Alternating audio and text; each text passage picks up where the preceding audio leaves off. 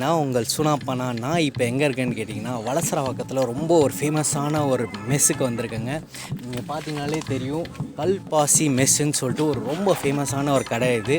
இங்கே என்னென்ன ஃபேமஸ் கேட்டிங்கன்னா பழைய சாதம், அதுக்கப்புறம் சட்டி சோறு, அதில் வந்து மீன் குழம்பு, எறா தொக்கு அதெல்லாம் வச்சு தராங்க. ரொம்ப ஃபேமஸான கடை. அதில் உள்ள என்னென்ன இருக்குதுன்னு சொல்லி உள்ளே போய் பார்த்துலாமா?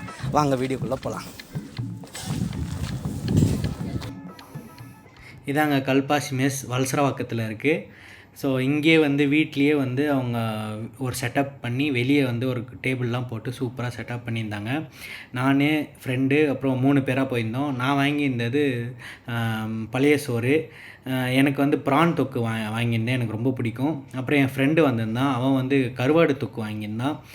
அவனும் ஒரு பழைய சோறு. அதில் பழைய சோறில் பாருங்களேன், வெங்காயம், மோர் மிளகாலாம் போட்டு சூப்பராக செஞ்சுருக்காங்க. செம்ம டேஸ்ட்டாக இருந்தது.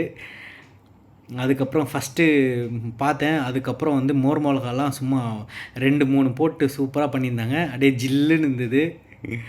செம்ம டேஸ்ட்டுங்க. ஸோ உங்களுக்கும் இந்த பழைய சோறு பிடிக்கணுன்னா கண்டிப்பாக ஒரு கமெண்ட்டில் சொல்லிட்டு போங்க. யார் யாருக்கு ஐஸ் பிரியாணி பிடிக்குமோ அவங்களாம் வந்து கமெண்ட் பண்ணிட்டு போங்க. இந்த பாருங்கள், ப்ரான் தொக்கில் நிறைய ப்ரான் இருந்தது. கிட்டத்தட்ட சின்ன சின்ன ப்ரான்லாம் ஒரு 10 ப்ரான் இருந்தது. அப்புறம் ஃபஸ்ட்டு ஒரு வாய் சாப்பிட்டேன். அதை சாப்பிட்ட உடனே அப்படியே வேறு லெவலில் இருந்ததுங்க. செம்மையாக இருந்தது. மோர்லாம் போட்டு சூப்பராக கொடுத்துருந்தாங்க.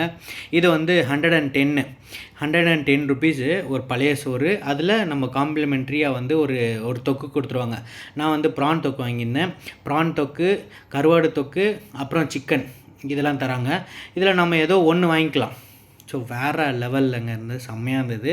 ஆனால் ஒரே ஒரு குறைன்னு சொல்லணுன்னா, சாதம் வந்து நேற்று நைட்டு வச்ச சாதத்தில் தண்ணி ஊற்றி வச்சுருந்தா தான் அது நல்லா ஊறி நல்லா சாஃப்டாக இருக்கும். இது வந்து அந்த தண்ணி வந்து கொஞ்சம் பழைய தண்ணி மாதிரி இருந்தது. சாதம் வந்து கொஞ்சம் என்ன சொல்கிறது, காலையில் வடித்த சாப்பாடுன்னு நினைக்கிறேன். அல்ட்டியாக இருந்தது, செம்ம டேஸ்ட்டாக இருந்தது. அதுக்கப்புறம் நான் வந்து ஃபிஷ் வாங்கியிருந்தேன், ஃபிஷ் ஃப்ரை. அந்த ஃபிஷ் ஃப்ரை வந்து 2 ஃபிஷ் வந்து 40 ருபீஸு. அதுவும் நல்லா இருந்தது, வேறு லெவலில். அது என்ன மீனுன்னு தெரியல. ஸோ உங்களுக்கு தெரிஞ்சால் கமெண்டில் சொல்லுங்கள். இதான் என்னோடய ஃப்ரெண்டு. ஒரு வீடியோ பார்த்தோன்னே கூச்சப்படுறாரு. செம்ம டேஸ்ட்டுங்க பா, வேறு லெவல். அந்த காலத்துலலாம் வந்து, அந்த காலத்தில் இல்லை, இப்போ கூட வந்து வயலில் வேலை செய்கிறவங்க வந்து இதெல்லாம் சாப்பிட்டு தான் வேலை செஞ்சாங்க. மழை வெயில் எல்லாம் வயலில் வேலை செய்கிறது, விவசாயம் செய்கிறதெல்லாம் இதை சாப்பிட்டுட்டு தான் வேலை செய்வாங்க. அவ்வளோ குளிர்ச்சிங்க. நான் ஃபுல்லாக ஒரு சட்டி சோறை நாக் அவுட் பண்ணிட்டேன்.